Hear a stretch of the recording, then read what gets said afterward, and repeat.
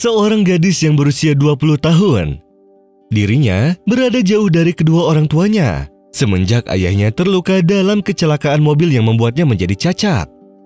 Dirinya diberitahu oleh sang dokter bahwa ayahnya tidak akan dapat bergerak sampai dirinya menyelesaikan beberapa operasi yang membutuhkan biaya besar.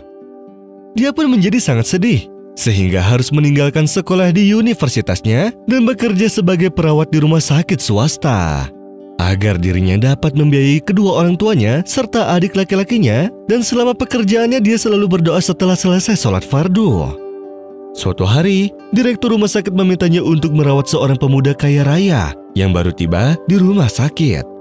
Dirinya menderita kegugupan dan kemarahan yang berlebihan.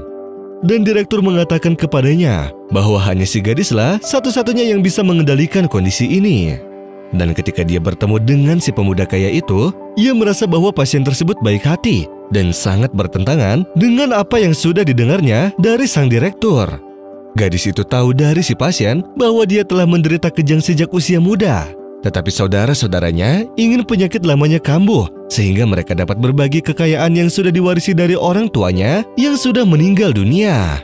Dan setelah hari-hari berlalu, sang gadis itu mampu membuat pemuda itu terus berdoa dan banyak membaca Al-Quran, bahkan menyumbangkan sejumlah uang kepada orang miskin. Hingga akhirnya pemuda itu mulai mencintainya dan memintanya untuk setuju agar bisa menikahinya. Sang gadis itu pun menyetujuinya, karena dia temukan dalam diri si pemuda tersebut perasaan lembut dan melakukan segala upaya untuk dapat menyenangkannya.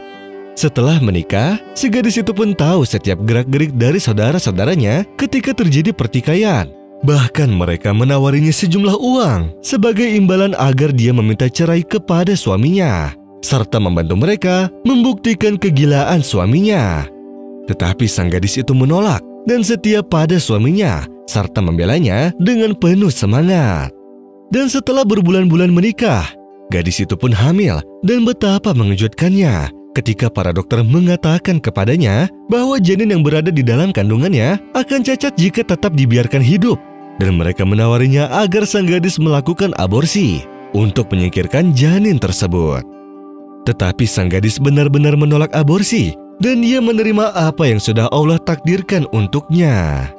Dan 1 bulan sebelum gadis itu melahirkan, suaminya pun meninggal dunia, dan dia curiga bahwa kematian itu mungkin merupakan pembunuhan yang direncanakan dari saudara laki-lakinya yang dengan sengaja memberinya beberapa obat yang salah agar sang suami menderita dan meninggal dunia. Sehingga sang istri pun melaporkan hal ini kepada polisi. Dan setelah itu, saudara iparnya mencoba mengusir sang gadis agar keluar dari rumahnya, serta menyerang janinnya untuk menjatuhkannya agar bisa mendapatkan semua properti suaminya. Tetapi sang gadis meminta perlindungan kepada polisi, sehingga setelah sebulan kemudian, gadis itu pun melahirkan seorang anak laki-laki, yang kepadanya semua warisan ayahnya dipindahkan. Dan itu adalah kejutan besar bagi saudara iparnya. 1 minggu kemudian, anak itu pun akhirnya meninggal dunia, sehingga ibunya sangat sedih. Tetapi dia pasrah dengan takdir Allah, dan seluruh warisan beralih kepadanya, sehingga dengannya dia membangun sebuah masjid atas nama suaminya, dan sebuah rumah untuk menghafal Al-Quran atas nama anaknya. Kemudian ia kembali ke kampus universitasnya untuk melanjutkan pendidikannya.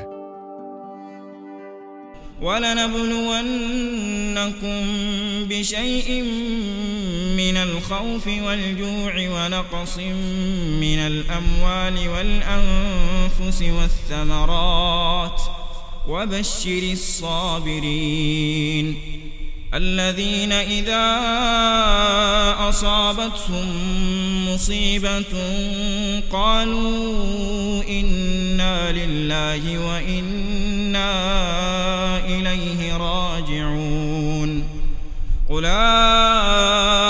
عليهم صلوات من ربهم ورحمة وأولئك هم المهتدون